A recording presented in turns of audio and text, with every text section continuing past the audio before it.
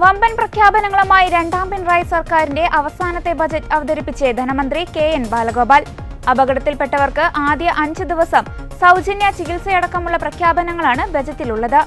സർക്കാർ ജീവനക്കാരുടെ ശമ്പള പരിഷ്കരണത്തിന് കമ്മീഷൻ പ്രഖ്യാപിച്ചു. 3 മാസത്തിനകം റിപ്പോർട്ട് നൽകണം. DA കുടിശ്ശിക ഉൾപ്പെടെ നൽകുമെന്നും പ്രഖ്യാപിച്ചു. സർക്കാർ ജീവനക്കാർക്കുള്ള മെഡിസബ് ഇൻഷുറൻസ് പദ്ധതി കൂടുതൽ ആനുകൂല്യങ്ങളോടെ ഫെബ്രുവരി 1 മുതൽ നടപ്പിലാക്കും. തൊഴിലുറപ്പ് പദ്ധതിക്കായി 1000 കോടിയും വകയിരുത്തി. കേരളിന് പകരമായി RRTS അതിവേഗ റെയിൽവേ പാതയും ബജറ്റിൽ ഇടം പിടിച്ചു. പദ്ധതിയുടെ പ്രാരംഭ പ്രവർത്തനങ്ങൾക്കായി 100 കോടി വകയിരുത്തി. കാരുണ്യ പദ്ധതിയിൽ ഉൾപ്പെടാത്ത കുടുംബങ്ങൾക്കായി പുതിയ ആരോഗ്യ ഇൻഷുറൻസ് പദ്ധതി പ്രഖ്യാപിച്ചു. വയോജനങ്ങൾക്കും താഴെത്തട്ടിലുള്ളവർക്കും പ്രയോജനകരമായ നിലപാടാണ് സർക്കാരിന്റേതെന്ന് വ്യക്തമാക്കിയായിരുന്നു ധനമന്ത്രി ബജറ്റ് അവതരണത്തിന് തുടക്കമിട്ടത്. തുടർന്ന് 2026-27 വർഷത്തേക്ക് ക്ഷേമ പെൻഷൻ വിതരണത്തിന് 14,500 കോടി രൂപ വകയിരുത്തുമെന്ന് മന്ത്രി പ്രഖ്യാപിച്ചു. ക്ഷേമ പെൻഷൻ കൂടാതെ പൊതുജനാരോഗ്യ മേഖലയിലും ഈ കാഴ്ചപ്പാട് മുൻനിർത്തിയുള്ള പ്രഖ്യാപനങ്ങളാണ് ഉണ്ടായത്. മുതിർന്ന പൗരന്മാരുടെ കമ്മ്യൂണിറ്റി ലിവിംഗ് ക്ലസ്റ്ററുകളും റിട്ടയർമെന്റ് ഹബ്ബുകളും നിർമ്മിക്കുന്നതിന് ആദ്യ 2 വർഷം 3% പലിശ സബ്സിഡിയോടെ 20 കോടി രൂപ വരെ വായ്പ നൽകുന്ന പദ്ധതിയുടെ പ്രഖ്യാപനമുണ്ടായി.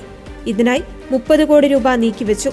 നഗരസഭകളിലും കോർപ്പറേഷനുകളിലും നടപ്പിലാക്കുന്ന വയോമിത്രം പദ്ധതിക്ക് 27.50 കോടി രൂപയും നീക്കിവെച്ചിട്ടുണ്ട്.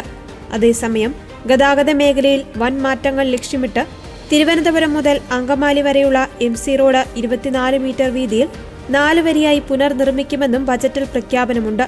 1ാം ഘട്ടത്തിനായി കിഫ്ബി വഴി 5217 കോടി രൂപ വകയിരുത്തി.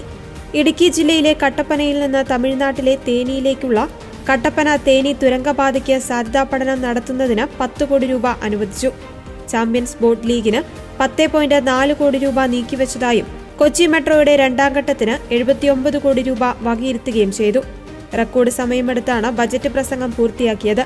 രാവിലെ 9-ന് ആരംഭിച്ച ധനമന്ത്രി കെ.എൻ. ബാലഗോപാലിന്റെ പ്രസംഗം 11:53 പൂർത്തിയായത്. തോമസ് ഐസക്കിനും ഉമ്മൻചാണ്ടിക്കും ശേഷം കേരള നിയമസഭയിലെ ദൈർഘ്യമേറിയ 4ാമത്തെ ബജറ്റാണ് കെ.എൻ. ബാലഗോപാൽ അവതരിപ്പിച്ചത്. 2 മണിക്കൂറും 53 മിനിറ്റുമായിരുന്നു അവതരണം.